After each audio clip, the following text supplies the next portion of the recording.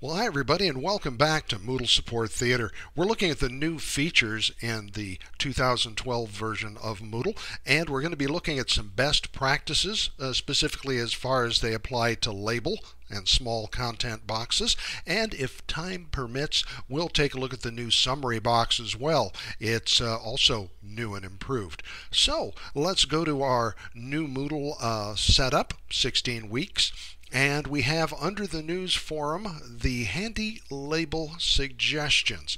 Let's go ahead and click that. It's a PowerPoint, and I'm sure there's a few little buttons we have to click. Once it gets going, there's our mascot pointing out the best practices. Consider the container and then consider the size of the load.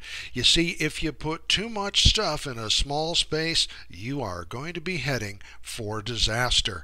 So what that means very simply is think return address sticker size on an envelope. Don't put movies, links within links, large images inside of a label. 100 to 150 is a good upper size limit. And do edit your photos in advance. 75 dpi is fine, and even for outside, 300 is about as big as you're going to want to get. Let's go ahead and close this and get back to the video. What I'm talking about is in a label.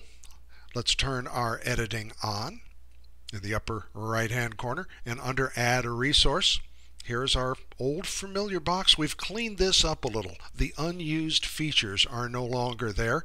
Inserting a label, link to a file or website, or display a directory are our three most commonly used features. Let's select Insert a Label. And think of this as a post-it note. I'm just going to say Field Trip Wednesday.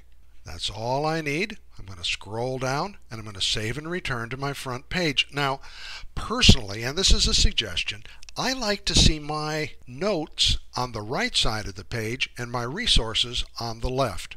And we can do this very easily. Let's use our update, the hand holding the pencil. I'm going to highlight this. I'm going to make it bold by coming to the top row and selecting the B, and then going to the third row, the right hand side, and by golly, I see, very much like in Word, I can align things to the right. Now up by where I made things bold, there's a drop down. I want this to be visible because this is an important activity, so I'm going to make it 16 point. And because I want it to stand out, in the very bottom row, next to the big button that says Template, I can choose what color I want the type. I'm going to make it a nice dark blue. Okay, let's save and return. And now my field trip announcement is on the right hand side of the page. It stands out, but it's not mixing in with my content. Let's come over to our instructor contact information. Our editing is still on, so the hand holding the pencil will allow us to work in there. Now I would like to have my content centered within the page. If you noticed, it was not. So I'm just going to click anywhere within the content and then use the Control A to select everything. And you remember on the third row on the right hand side where we moved everything over? Well, let's use the centering choice and say Save Changes. And the result is the item is centered on your screen. Now, if you want to go back in and make changes as far as office location, because I really hope all of you aren't going to be meeting in my office next semester, just highlight the content where it says office location.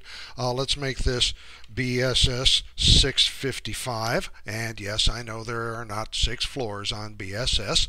And I'm going to put in some different office hours. Let's say 2 to 3 Wednesday and Friday, and put in my correct phone number, which is actually 4567. I'm going to save my changes, and my instructor contact information is all up to date.